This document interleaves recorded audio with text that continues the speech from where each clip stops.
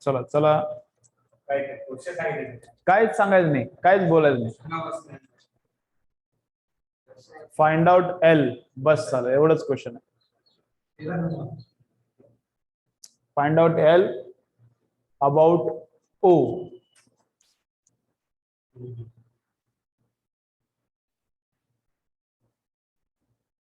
एक क्वेश्चन लक्षात राहणार आहे, छोटा छोटा. तुम्हाला क्वेश्चन मोठा जर आला का, वरचं खाली वाचत येईपर्यंत वरचं विसरते वा तुम्हाला. हा, एक सेंटेन्स लक्षात राहील ना.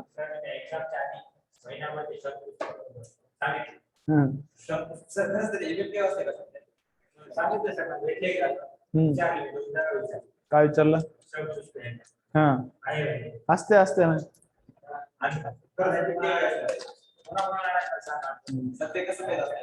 अरे बैद्यनाथचं प्रोडक्ट आहे, कोणत्याही मेडिकल वर भेटते. ते काय नॉर्मल कुठल्या चांगल्या कंपनीचं प्रोडक्ट. मला एवढी टेस्ट आठवत नाही. ग्रीन ग्रीन कलरचं असते, एवढं थोडं थोडं आठवायला. चलो चलो देखो, चलो क्वेश्चन क्या है. चलो चलो देखो, बा सगळे समोर झालं ड्रॉइंग. बा क्वेश्चन काय, find out angular momentum about which point about origin. हा, मग ओरिजिन पासून आर बार कोण असते, तर त्याला सगळे बघा, ओंकार बघा, हे कळणार नाही, अप्लाय करायला जरा डिफिकल्ट आहे.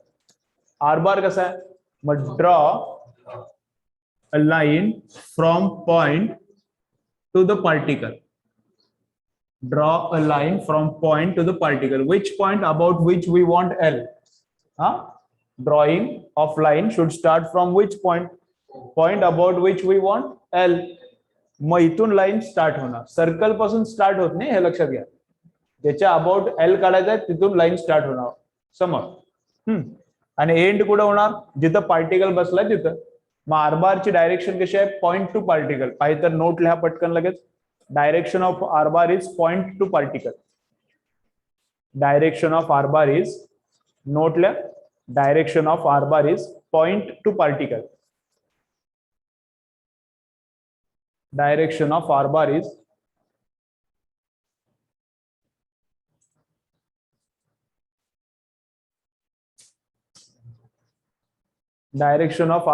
point to particle. हे कळते, पॉइंट पासून पार्टिकल पर्यंत. This is R bar. हा, पी बार ची डायरेक्शन कशी आहे, पी बार ची direction same as velocity. So P bar and velocity both are in same direction, right. आता हे अँगल काय दिलं नाही, इथला अँगल मी पकडतो थीटा. हा अँगल काय दिलं नाही, ठीक आहे.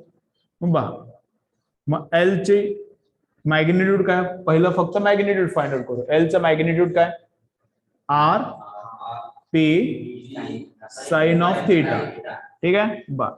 मग हे आर आहे, इथून इथपर्यंत आर आहे. मग आर किती पुट करायचं बघा. आता आर ला काय पुट करायचा, बरं ठीक आहे. आर साइन थीटाला काही पुट करता येत नाही, त्याला बघू नंतर काय करता येतं. आणि पी कोण आहे, मोमेंटम. मोमेंटम मास किती आहे, 3 आणि वेलोसिटी किती आहे, 5. कळते बा, मास किती आहे 3 आणि वेलोसिटी किती आहे 5. मग 3 × 5, आर आणि साइन थीटा एकत्र लिहिलंय, बरोबर. हे थीटा कोणामधलं थीटा आहे, theta is angle between R and P, बरोबर आहे का बा. हे theta angle R and P मधलाच आहे का, तर इथला थीटा दाखवलाय, थीटा आर अँड पी मधलाच आहे. पण बा आर कसा, if both vector start from same point, this is P bar. आणि आर बार कसा इथूनच स्टार्ट झाला तर आर बार असा वर येईल. मग हेच थीटा आणि हे पण थीटा सेमच आहे का बा, कळते का. हा थीटा आणि हा थीटा सेमच आहे. This line is parallel to this line आणि एक लाईन कट कराली, मग हे दोघं थीटाच काय असतात, सेम. कळते. मग हा थीटा म्हणजेच आहे, हा थीटा म्हणजेच कोण आहे, आर आणि पी मधला थीटा आहे. हे झपाले का. हा, मग R P sine theta, R P sine theta मधला थीटा कोण पाहिजे, theta is angle between R and P. Theta is angle between R and P. मग आर साइन थीटाला मी बाजूला लिहिलं, पी ला आपल्याला माहिती आहे मास इंटू व्हेलॉसिटी करून ठेवलाय. मग आर साइन थीटा कोण आहे, बा आर कॉस थिटा म्हणजे हे येते, आर चा कॉस थिटा कंपोनंट म्हणजे जवळचा ना, आणि आर साइन थिटा म्हणजे ही साइड येणार ट्रायंगलची. झपाले का कंपोनंट सांगवलं मी. कॉस थिटा कंपोनंट कोण येते, आर चा कॉस थिटा कंपोनंट म्हणजे हा कॉस थिटा नियर थिटा, आणि अवे फ्रॉम थिटा म्हणजे हा कंपोनंट कोण येते साइन थिटा, आणि हा म्हणजेच हा आहे. हे कोण आहे आर साइन थिटा म्हणजे हे किती आहे 1 2 3, कळलं का. आर कॉस थिटा किती आहे 2, आर कॉस थिटा म्हणजे हा कंपोनंट हे किती आहे 2, आणि आर साइन थिटा म्हणजे अवे फ्रॉम थिटा कंपोनंट असते. आर साइन थिटा किती आहे 1 2 3. So instead of R sine theta I can put 3. मग 3 इंटू 5 45. कळतं हे कळालं बा. आपण हे तर सोपं आहे. पहिला कळायला पाहिजे थिटा इथला आणि इथला सेम आहे, राईट. आणि R cos theta is this component किती आहे ते 2, आणि आर साइन थिटा हा कंपोनंट हे किती आहे 3. हे कळले का 3 आणि हे 2 कसे. ठीक आहे मग चला करा कम्प्लीट. मग एल किती आहे ते 45. आर साइन थिटाला ग्राफ वरून आपण सबस्टिट्यूट केलं.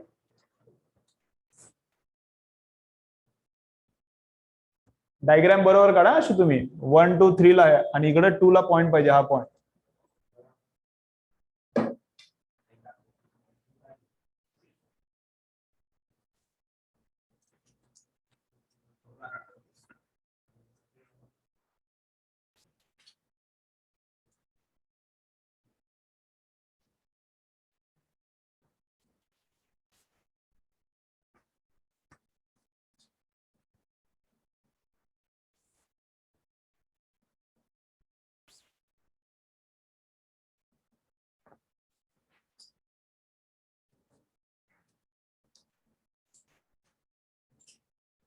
म्हणजे कुठं कुठं जाऊन फुलं गोळा करायला,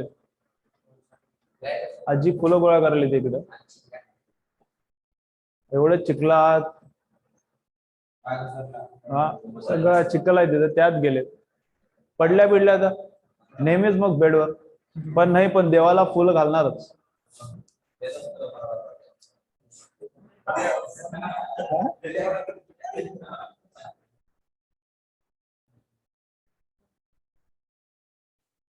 बा साइन थिटाचं परत एक्सप्लेन करतो मी, ऑनलाईन डाऊट आलाय बा. कसा साइन थिटा हे वेक्टर मध्ये आहे आणि ट्रायंगलच्या साइड्स असते.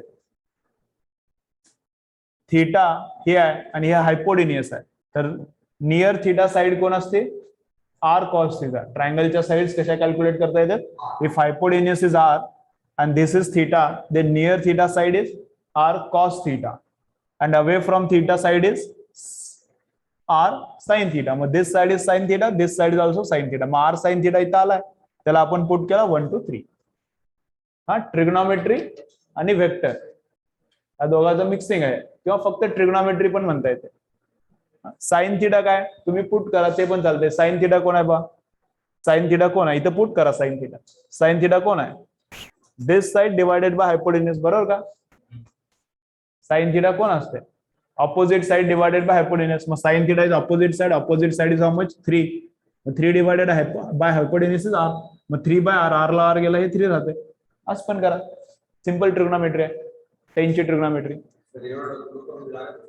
हा एवढं डोकं लागत नाही, हळूहळू होईल ना. नेक्स्ट ल्या conservation of angular momentum. Next point ल्या कंजर्वेशन ऑफ, हा ते तिकडे चालू आपण आता. Conservation of angular momentum, conservation of angular momentum.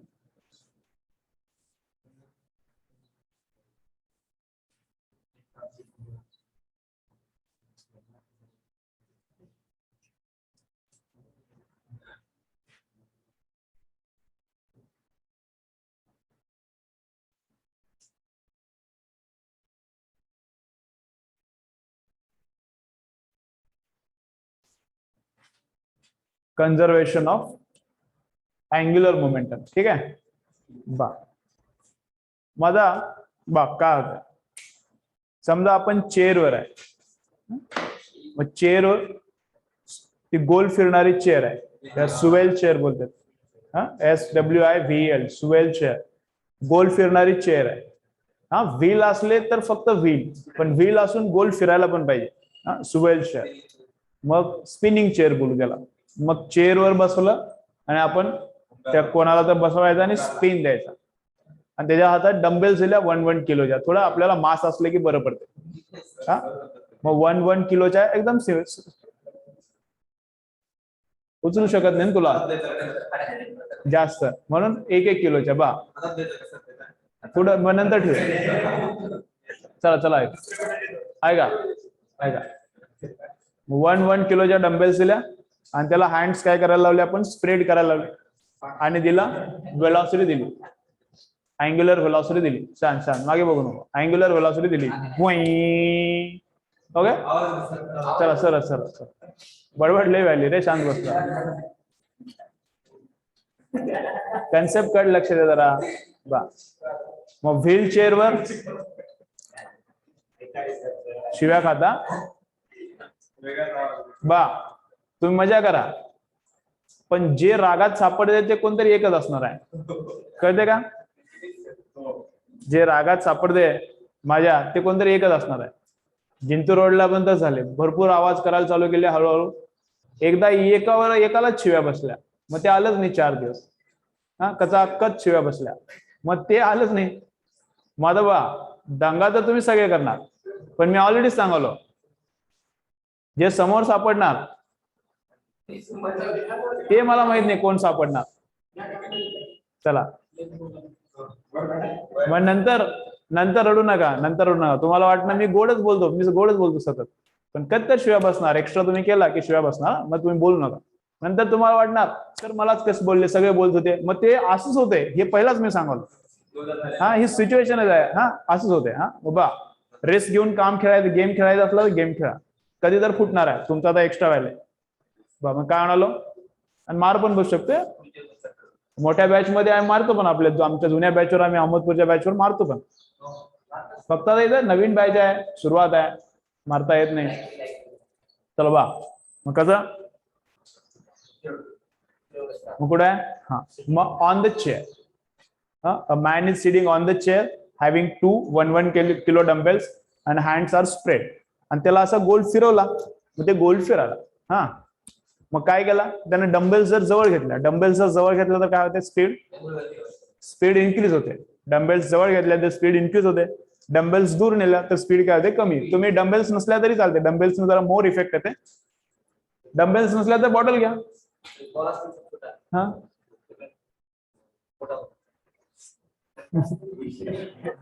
ते असले काय आम्हाला माहित नाही.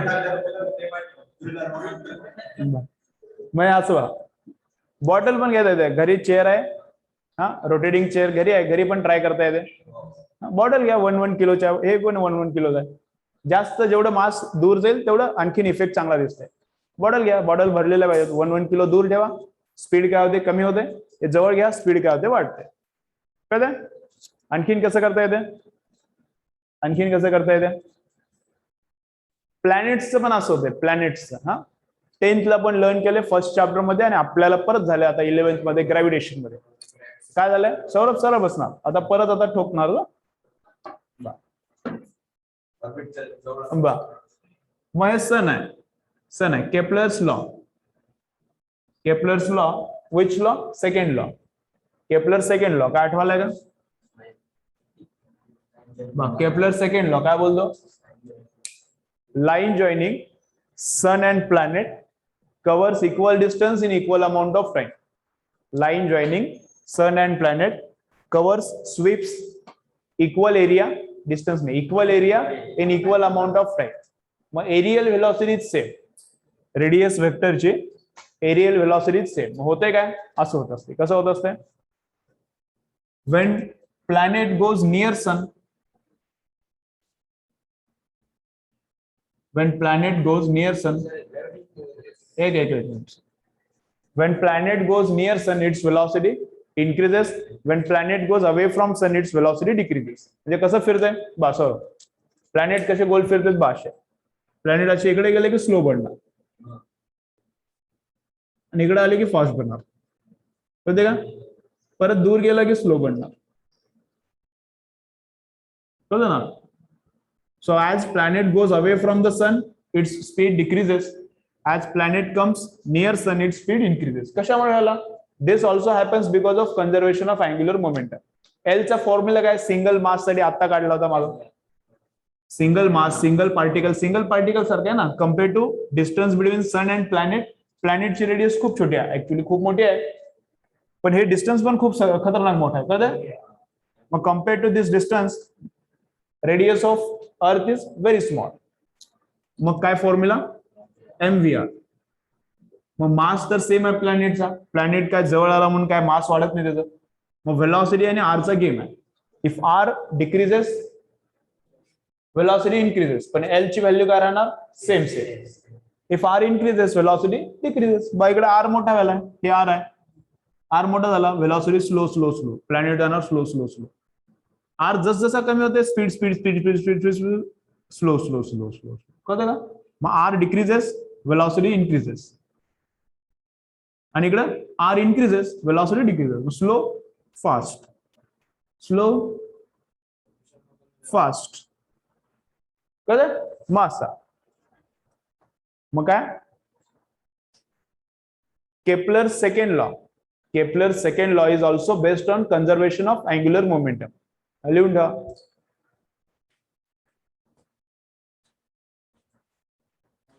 Kepler second law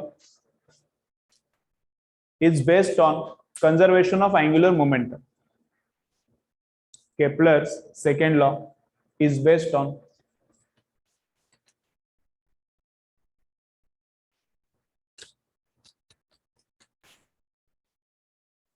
Kepler's second law is based on conservation of angular momentum.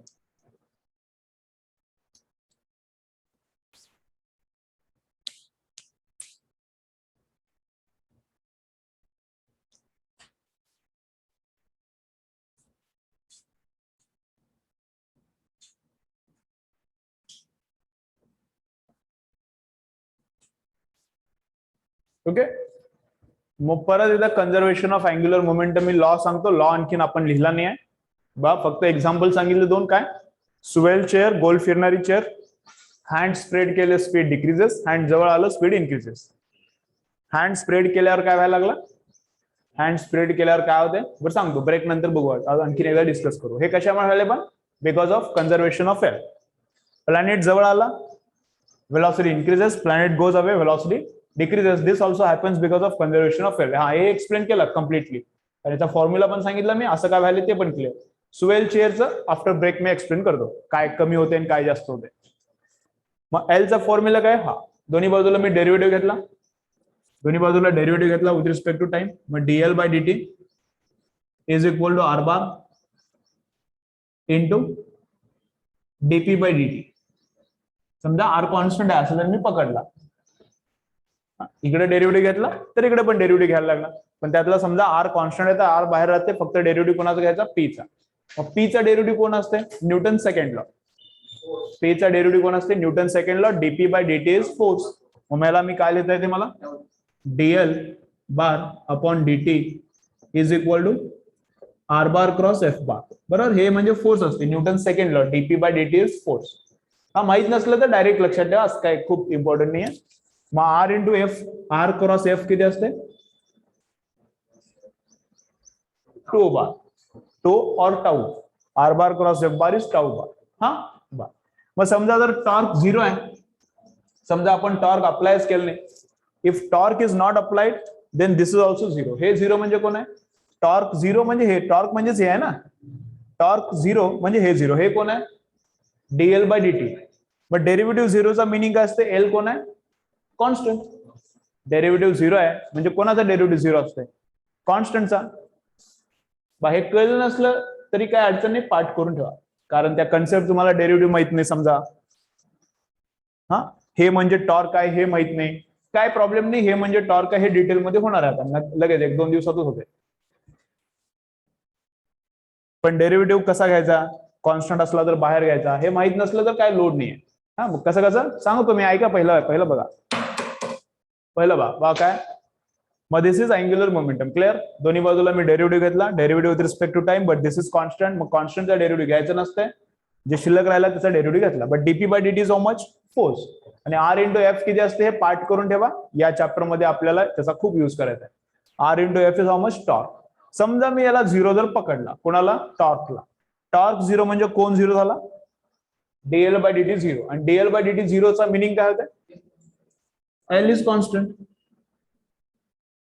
कोणाचा डेरिव्हेटिव्ह झिरो होते, कॉन्स्टंटचा झिरो होते. म्हणजे एल कोण आहे, एल कॉन्स्टंट आहे. हा एल कोण आहे, कॉन्स्टंट आहे. एल कॉन्स्टंट आहे म्हणजे काय, याचा मिनिंग असा होते, when torque is not applied, DL by DT is zero. याचा मिनिंग आहे, when torque is not applied, L is constant. मग angular momentum is conserved when torque is not applied.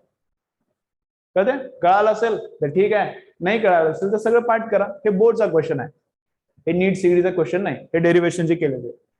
चला इथून इथपर्यंत मी सांगतो काय करायचं.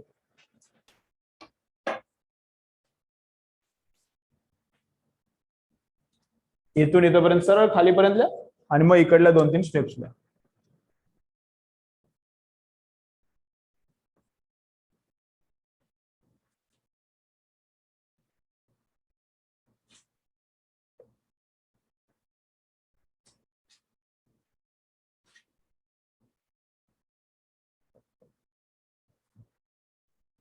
पहिला राईट हँड साईडला, मग लेफ्ट हँड साईडला.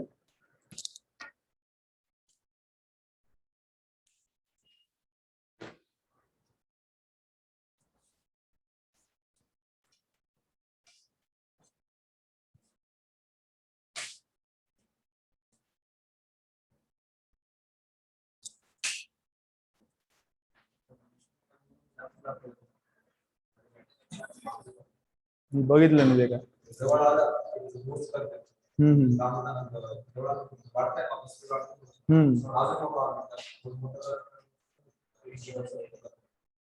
बघितलं नाही मी. चांगला मूवी मी ऐकलो पण बघितला नाही. काय झालं,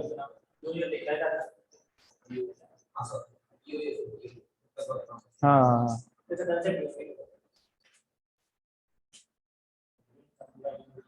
चला चला, हे लिहिलं, हे साईडला, हे साईडला. चला हे साईड लिहा, ही साईड झाली कंप्लीट. खाली लिहा, मग स्टेटमेंट लिहा खाली. स्टेटमेंट खाली, स्टेटमेंट कोणाचं स्टेटमेंट, कंजर्वेशन ऑफ अँग्युलर मोमेंटमचं स्टेटमेंट लिहा. Statement dash, if external torque is zero. Statement लिहा, लॉचं statement. If external torque is zero, if external torque is zero, if external torque is zero, then angular momentum is conserved. If external torque is zero, then angular momentum is conserved. If external torque is zero, then angular momentum is conserved. आणि असाच law आहे Newton's lodge of motion मध्ये, exactly same wordings आहेत. काय, if external force is zero, linear momentum is conserve. If external force is zero, linear momentum is conserve. इथं काय, if external torque is zero, angular momentum is conserve. ठीक आहे. मग question काय आला, question बोर्डचा आहे. हे आता मी सांगालोय बोर्डचा क्वेश्चन आहे. Write statement of law of, लिहू नका सांगालोय, फक्त सांगालोय. Write statement of law of conservation of angular momentum and explain. असं आला 3 मार्क्सला तर स्टेटमेंट लिहिणार, आणि हे इथून इथपर्यंत लिहिणार. तेच 2 मार्क्सला किंवा 1 मार्कला आला, 1 मार्कला आला तर फक्त स्टेटमेंट लिहिणार. ना, हे बोर्डचं डेरिव्हेशन आहे, बोर्डचं डेरिव्हेशन. मग डेरिव्हेटिव्ह वगैरे माहिती असलं तुम्हाला सगळं तर हे कळालं असेल. डेरिव्हेटिव्ह माहित नसला तर नो प्रॉब्लेम, पाठ करा. ऑप्शन आहेत आपल्याकडे, पाठ करा. ठीक आहे. बर, मग कंजर्वेशन ऑफ अँग्युलर मोमेंटमचे न्यूमेरिकल्स आणखीन बघूया आफ्टर ब्रेक. चला